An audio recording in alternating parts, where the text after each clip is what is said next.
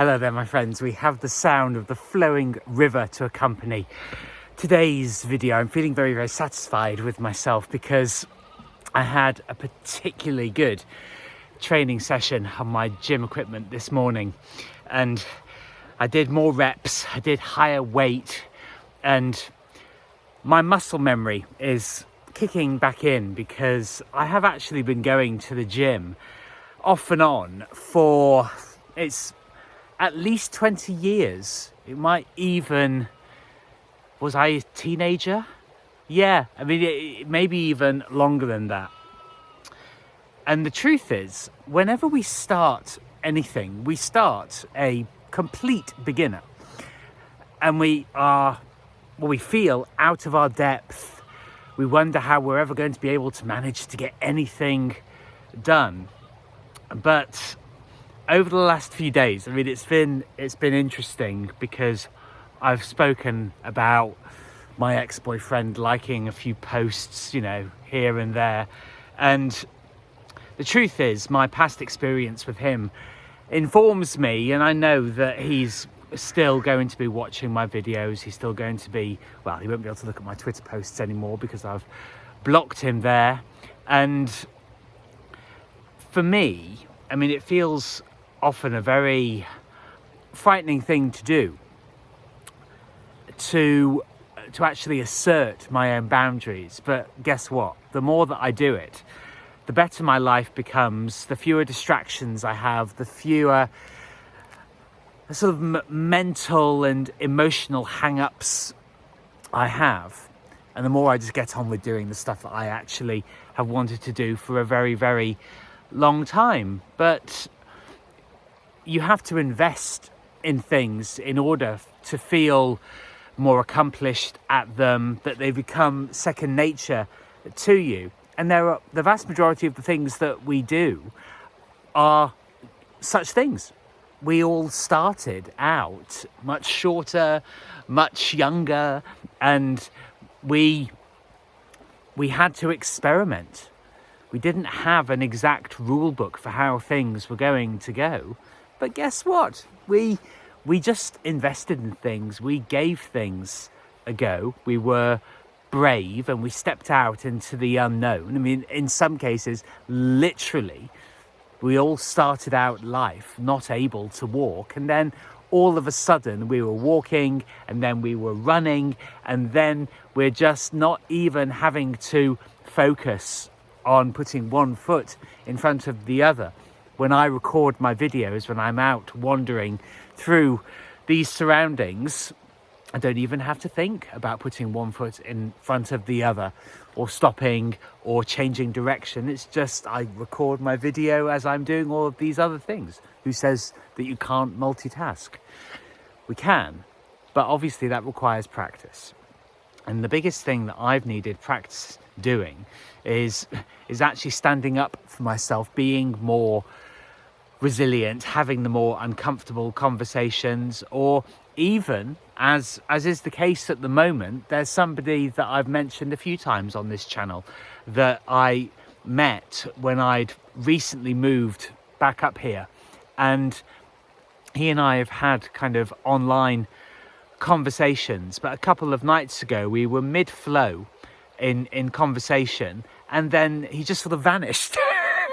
And I just don't really understand why, you know, I don't understand why this happens. It happens a lot more, and it's easier to do to just walk out of the conversation when you're online, because there's no sort of immediate recompense. There's no immediate outcome, really. It's just kind of, oh, okay, right, so that conversation is now over.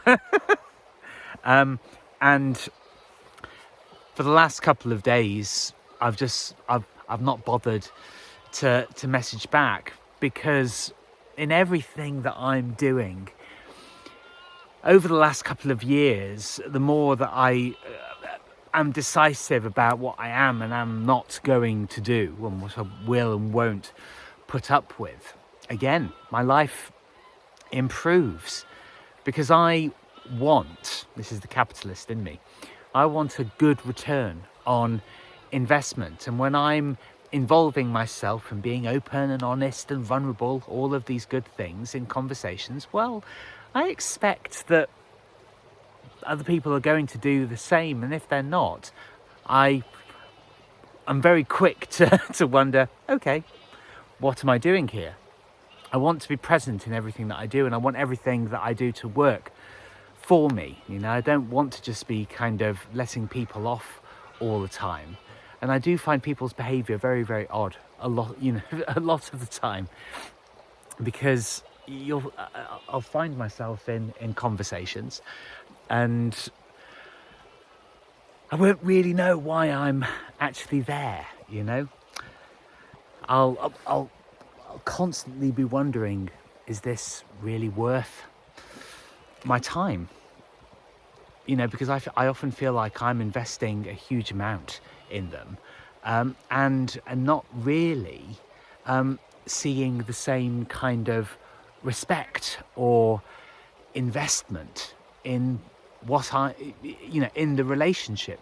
And I'll be honest, I do sometimes wonder that it might be a bit impatient, a bit hostile, not particularly generous in spirit. But this is the thing that I'm really experimenting with at the moment, and just sort of putting my feet in the water, because